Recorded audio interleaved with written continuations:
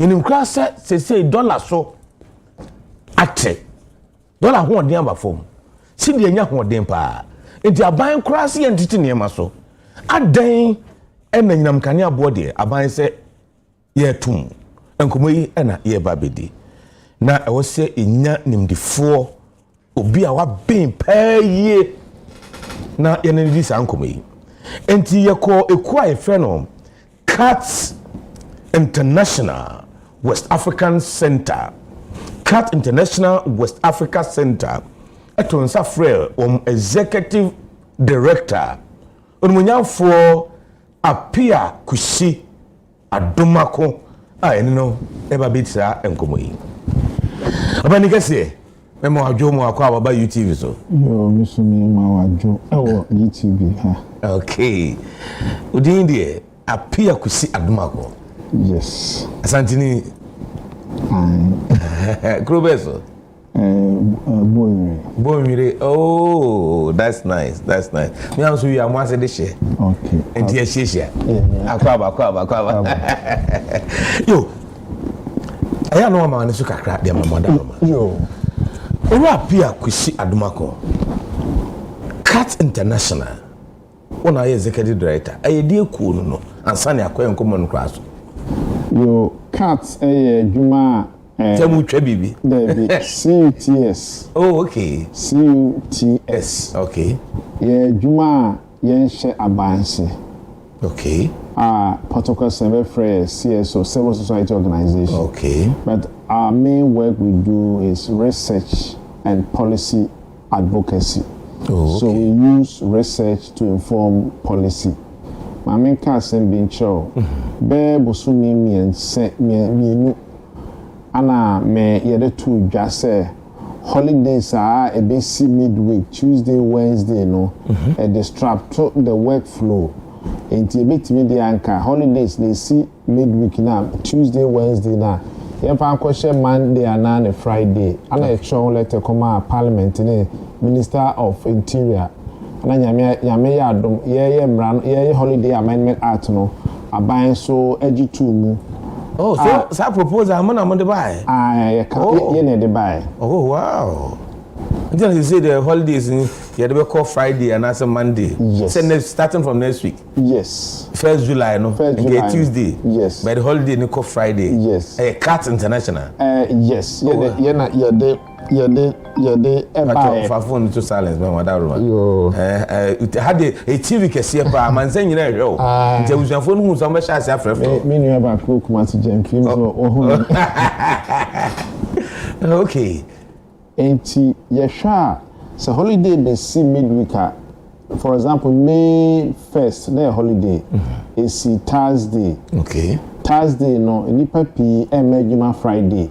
And a Wednesday no kan go free member by 2 no free ho. Yeah. It the whole week ni no productivity was just for 2 days. Okay. And it is all come on nipia holidays no ye de ko share Monday so the by nipa beti benya long weekend. Okay. Na what TV dey bibi. Then so timi aboa ma tourism ne other activities so generate economic because weekend holiday indoors so wait me akoba bi akogina ni ade enti I mean about say kasa oti I mean they believe in consultation listening government of course on buy or share educational dialogue national economic dialogue you see say the consultation is good and I think say it's one of the best ways that we need to do to build a nation. Yes, so about we know Otambia oti o manfo adwenkyere. Yes, I would say largely. Oh. Yes. Oh, okay. All right. Avoyanko enkomo no so. Yo. Dedi kan ya tese Cat International. My issue statement afa PURC light in can and I say inam kane abo light bill a wo mo betum no ho. De krata no. Okay. Say Yawada Ukuyada no ye die ye antiasempa. Ko yin say ye twen senka July 1st no ye bete electricity prices so anyam kane abo so ama obi anya bi. Wo hwe na say 2 weeks bi abekona fuel prices obekona so ate bomb sam obi ma aban kra ma G2 for the at almost how much they charge. Lorry fare. So, but I could do Kenyan Kwa dear, yes, say 2.45.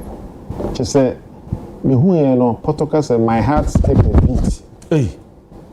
Because we almost show us my boy. Yes, because you're now, you know, who say a bit in here, sir. Now, the ATI, you're now, you know, who say the electricity, no, a mixture of hydro and thermal. I also money, you know, and no combination, no, and I want thermal. I also money, you know, the volume,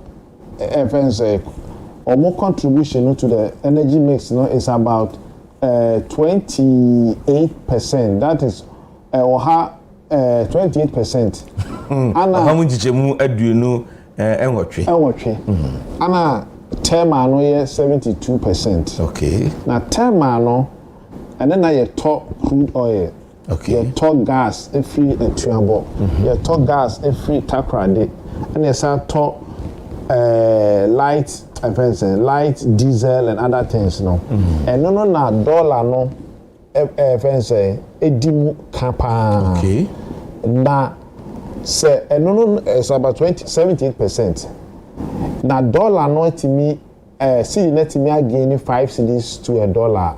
It means the weight on the tariff should come down.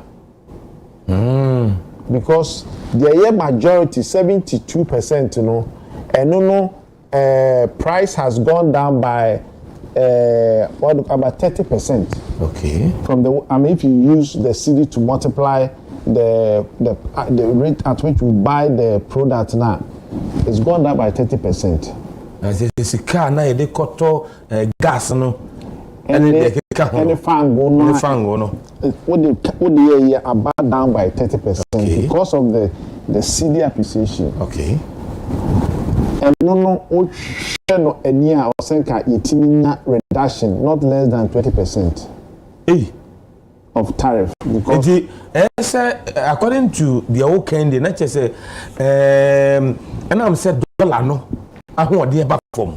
Now it's sky they kwakoto gas and fuel no. And also I na say nkan get timite e bo kra etua no so. E tariff na etua no. Light bill na etua nkan get so about 20%. 20%. 20%. Hey. I mean, sir, you use dollar and a day ekra sa normally na thermal product no.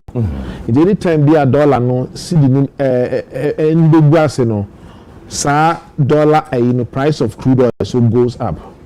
And in T say see the net million nimunyam na o say nka yes we nya emphaso say they be abekona ya te fuel so no e wo pump no sa so na o say nka PRC for so de formula no so ye adwuma. Okay. Now mo de formula no ye adwuma e be ko yema o menu o mienu ne Ghana for no mo say da bi yen ko fa de bi be ka ho I say usika obi ho no so do sika ma o so kai ye wo JSS e ko didi ye ko to duane bi di ye na me toma no ma test sika na film yesu no ebi na PRC for aye because they were not forthright with Ghanaians because I introduced you 3 variables without any stakeholder consultation. Number 2, there's also no the assumptions that they use our body yes 3 variables back and then say they cut 480 million Ghana cedis. You need a beer sicano every year. That is number 1. Number 2, almost say I will say a light crude ne diesel be ne and also omokai. And then the third one is that reserve margin. Now reserve margin already we will pay for reserve margin. You starting that way? No, sir, already got there's excess capacity. Okay. Due to the power agreement now signed in 2015, when the do so came, we are paying for capacities cry use. We are paying for them because government signed an agreement to those take or pay. So now they have added that reserve margin cost again, and so there is no clarity on what the PURC has done. Is it Ghana your capacity still are in use? Yes, normally the energy system say be out here 100 or say be a build could be about 120 and 130. So the baby say some of them will be called down. Seem to be bad. Yes, because thermal ones you see be a turbo gas, the maintenance for about 1 week. And also you shut it turbo gas into gas into the other one like car power and then those ones should be able to support. Okay. So we have the reserve margin. Okay. All right. So I'm sure for EAD and I'm Kenya Boaz say no PURC just say from 1st July. Yeah, so by 2.45%. Opening chess or no money appear to see Adma chess or no money. Yes, almost test by 20%. Opening all my reasons. Just say cow or no more. Now, say no crown say the cow, a cam me. A canoe, Madam for Professor Godfred Bokwe or Kasimbi was say abofra born no when here sika or say a spoiled child doesn't need money, a spoiled child needs discipline. Okay. A bear will be as a channel saying the American say ECG as a company, there are so many inefficiencies in the system. Or more protocols and technical losses. Technical losses, no say energy now you are transmitting from Greek to Eddie Bromono. Enu Omoana Ebi has gone off. I mean, which is natural with transmission. Okay. I mean, efficiency in physics will say that it's less than 100%. But what most countries have done, they have been able to reduce their technical losses, down probably 3 or 4%. By end, losses was so.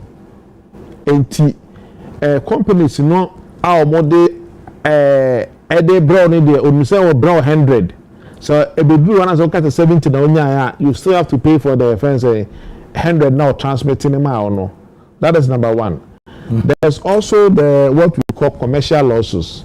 Commercial losses, they say, the supply electricity, if you don't craft electricity free, omuntia. If you so, omun are buying companies, institutions, so illegal connections. Na a cat now also come ebe ako chase or more do kano. Wa kwa su agina PURC say PURC yes remo p sika sem form. Na PURC for so okay na enya hwe ye betuma mamo. What I said last year or two, the previous MD Dubik Mahama. Yeah. Or yeah, friends, debt collection operation. It could do parliament or more a cry. Yeah. Sika or Butiminya. Anytime be a ECG for this or more aqua dark cano. Sika share a pressing ano almost at Mika. But on say, oh, aqua dark crana prepaid, almost prepaid no money is okay. The Kabe Fiuswa, Big Brother PURC would also go and then give them an adjustment. Opening share Benny, but that's how lost to see when you know, yet me a year through honor. May blame PURC because on our regulator.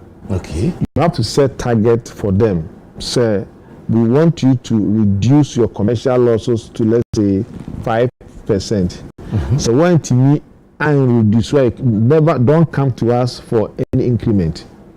But PURC for no we need the courage to do that. But I didn't hear. We need maybe next week Friday for executive secretary Manemra Nebusano. It is easier for them to ask you and I because you need no. But I'm can't say sure. PRC any PRC inquiry. Okay. A buying for by CEOs have been appointed for government agencies. Yeah. And you appoint to we will pay more courtesy costs no. Companies and the businesses. You don't see people going there in their private capacity as consumers or as individuals. So those people who go there, they go and what? Lobby for their interest. Okay. And the baby are no consumer there. As a ni obia obon ho ban. Eti akwa say one now say fight your own fight. And if you win, you win. If you succeed, you succeed. Eti consumer welfare ni there. Emi say obia no how odwene ho o man wo mu. But the minimum say aban we 2024 party manifesto. Aban ne ka say omoba consumer protection law no obo de be parliament. Okay. And omo sa kan no omo budget ni mu. Nti ye hwe friends ye hwe de omo be. So obi timi de ba na parliament a ebe bo consumer bia ho. Now you'll be empowered to be able to demand your right wherever you go. So my way now say Madam Producer control submersible pump na pump na underground pump na borehole pump na okoto na obusa papa ni say pasho warranty was so I know say warranty no na you no man dey good or the coffee or the share or any tools can dey say or to dey be 8,000 cedis of course say onye na buy na share box and oyi ma no enti no just sika ne dey a share good enam say ye ni emra ebo consumers ho ban enti no obia to kwa hwa no mara ko fa no say be no ma inferior goods na o dey aba no abeton if you say me so toma enya dia obetimi ede obetimi as ede na dia abre no but when you say ade no ton e ma wona say nye na so de be bre ne dia ene so ton papa ede ma ye won nyuma kese aban companies ni ade omo dede kapa ade next la consumers kakaka na ye down womo. So akwa protocol some low hanging as ukujina amango ase obedi ka ti de o sabe mi asomu no eni nyina asan wi ansan de akofro akujina soro de wachire no it is a PRC 4% omuhia sika the low hanging and say let's increase the tariff so that consumers will pay. So consumers need to answer say be antini anso na o maka say okay ne yeko Johnson ko for na o mu and so almost can the mood do pa. Yes. Any the mood do can. Ana o hwe cry say omo ye legal connection ni na me de me hu bi da de so be na omo nko for no cry to me konko for if you know what how to bypass the system, which is wrong. Wow. That is IMF conditions so ni na kan bintina o mo increase light bill by 2.45%. Many obi anya adwo IMF your kind say do quarterly review. Quarterly review no enche say quarterly review no enche say quarterly upward. Because IMF say o twen na so ma ayinu one just price every 3 months bia now twen ma na 1 year na 2 years na so utuma aye demand call for it we dey yen kakra enti IMF enye no be catch say other na fuel a ton of filling station no yen ka say IMF say yen when the prices of the world market and the cedi favors reduction into be obeka IMF be anoboa IMF e mekancho say what the baako ebo minimum what the baako bomb yensema obi anu say what the baako 1 + 2 3 IMF into mekan say as 1 + 2 5 because the determination of tariffs and prices a bit of an objective approach. Okay. And when the thing should go for reduction for consumers, IMF intimate can't say two. Okay. Because already government is not paying any subsidy on electricity. Okay. Apart from the domestic lifeline consumers, you and I, we are paying for the full cost of what? The electricity. Wow. Fuel, I had to say, we pay for the full cost of the. There's no subsidy even from the government. Yes, we are even paying more taxes on the fuel. Okay, all right. So, for any Akrobeto Adomako, Executive Director for CAT International West Africa Center, needing come. Yeah, come on. So, Diane. Benjamin Insianso Edingomoto. He is the Director Center for Environmental Management and Sustainable Energy. Benjamin Insian UTV Suni Emoajo. Major Suminia. UTV Suni Emoajo. Major Suminia. Openina Bibia Codie. Hello, Major Suminia. Hello. Hello, Tom Kappa. Okay, all right. But also tell me, can me to Kampa Minia. Bibia Bocodie. Boko Minia. Yo, yeah, that's sorry, PURC Chesse from 1st July, year 2 and Yamkania Ebumu. A month from where Jurong Pa, son say, you say, dollar what dear conform. Opening answer me, Usum say. Yen some said ye pese yena Kromanya energy security and ye sustain ye debt in the power sector, but Emerson Chef was a part of you. Quaya yen tiasie and as a quaya fa pepeyo ebia mameshe enyam kania woman and cosro and no dear yene abine nyadwen. Editum says so share in Amkania boa. There was offer quite passo quaya a pepeyo, quaya a very transparent. And quite hold some stakeholders and I say stakeholder institutions not very responsible and are also accountable to state. However, over time, PURC this tariff announcement is very short. Almost about Thursday. Previously, if you look at their practices, normally they even bring tariff decisions or tariff announcements 1 month prior to collection. Sometimes only 2 weeks. For example, last one on my 11th April. 11th April, first May. At least 3 weeks for preparation. We know Omoni will be an income. Omoni my Thursday, almost say another Yensha TNPR. I think that time is very, very wrong. It means that no more will be able to see in our mind in a very short time. The second part is that what a new tariff structure, when I was saying in Amkania, also tip by 10%. Suddenly, yes, there was a bonus tip by 10%. I didn't hear church and the NTS. So, yeah. Was a bonus to no. I appreciate it more than 30% compared to the last time I year share. Okay.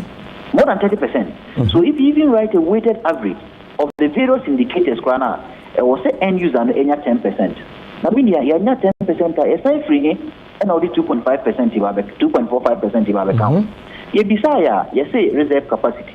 But over tariff announcement, no more buy now, a bit away, me making.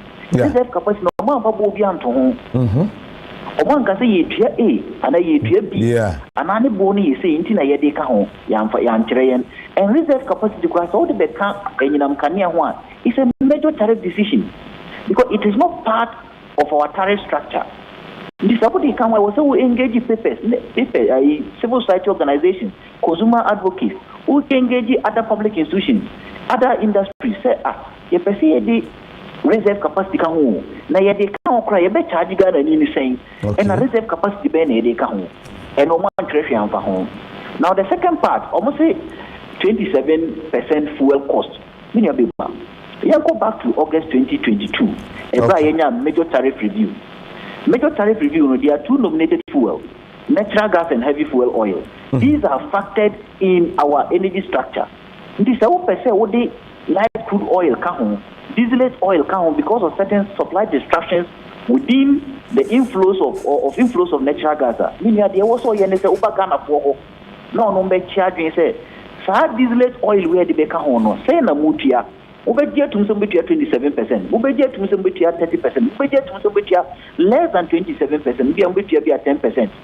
Only Ghana Libya and Congo share. Also, I was 27% of fuel cost. How much is the fuel cost? It was not stated there.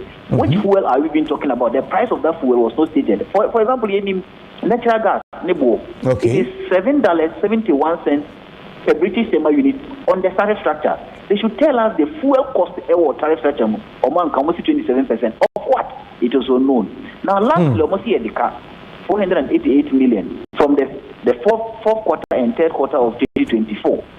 Meaning the appreciation of the cedi from May at the phrase because appreciation of the cedi no ama or my Ghana need discourse no or more than 1 billion Ghana cedi profit. Even if you do the computation using a maximum figure, they are likely getting 3 billion Ghana cedis going forward. And that's emphasis.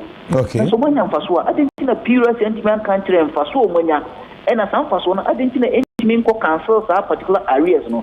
PUS special society and so. It's make us say science you and to regulatory asumu and to academic asumu and to professional asumu. It doesn't make any of these senses. And it is good some the barbecue. Some I've heard that some consumer advocates want to take them to court.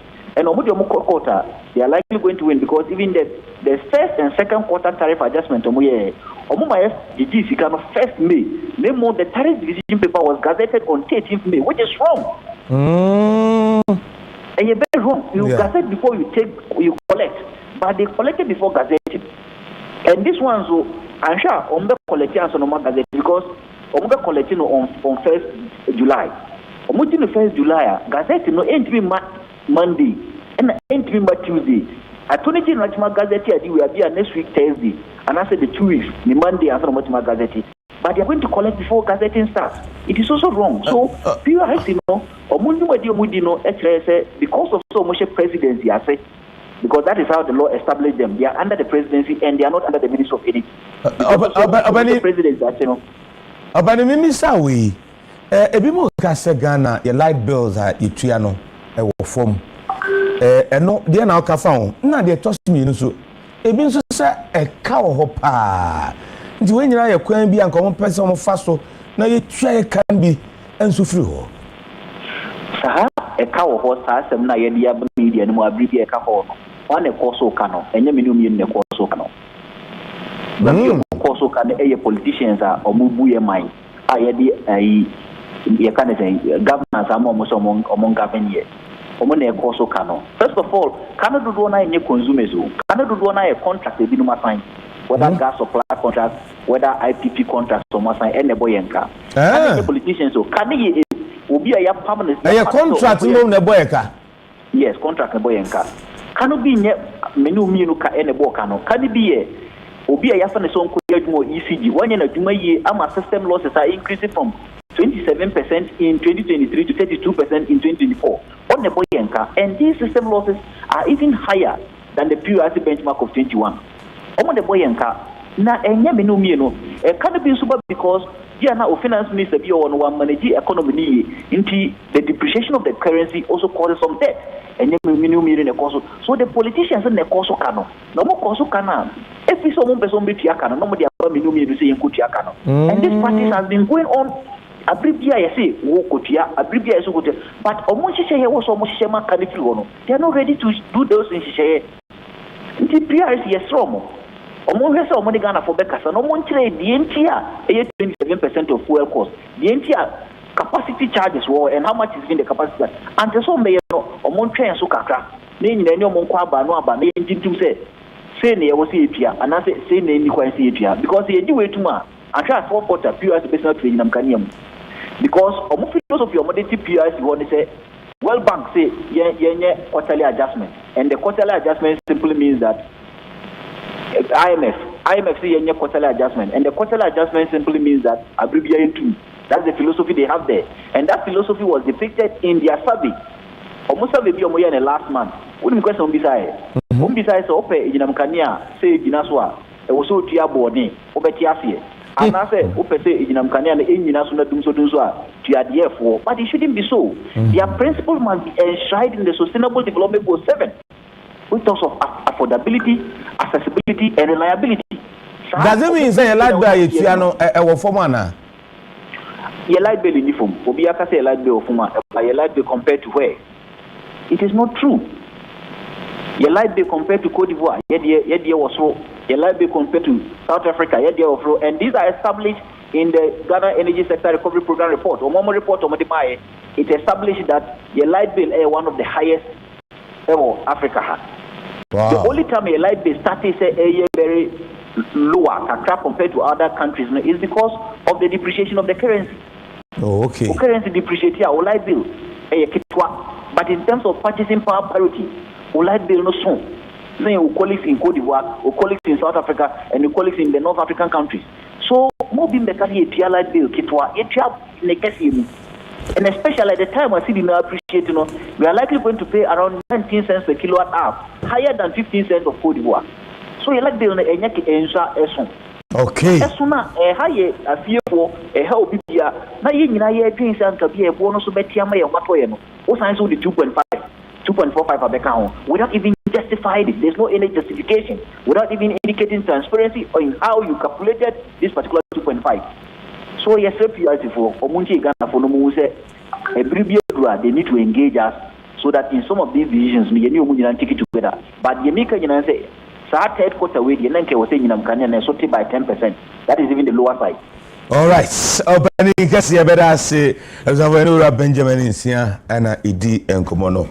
Ave memra rapia kushi adumako so I was studio ha and Komono any abwa. Opening ya by day 24-hour economy cra eba. First 2nd July ya eshasti. Inti be here electricity more because companies be running na dwinyina. Inti nka light bill mu cra ba forma. Nyenu ka nka beboa. Yes, me know ya adwene na mameka sam kakra. Unse na nse ya sidi no enya ni munyam kakra no. Aban ka kire good afo ne private sector so o want to no ma so. Yeah, am papa. And kakra ma ti say energy communications minister honorable Sam George Nate. Asia multi-choice penny for say DSTV for so run or mummer say betimi ate omo so. Aban, you have initiated an engagement with the private sector, urging them to reduce the price of the goods and services that they handle. Now, then, also said the yenina sunim say formula no such say the prices of electricity supposed to come down. Now, no. So for penny qua master no what's yenina yento offense this yenina mo base no and then the own person about tenant what you say I think so the government need to show example by letting Ghanaians businesses know say electricity crowd work form and so they can also reduce their prices. Next week, government is starting the 24-hour economy, which is a very good thing. And we need to see a cheaper and affordable electricity. But so, turning Canada and saying to like boom boom. And how percentage increase so one? That's come about by us. There we hear.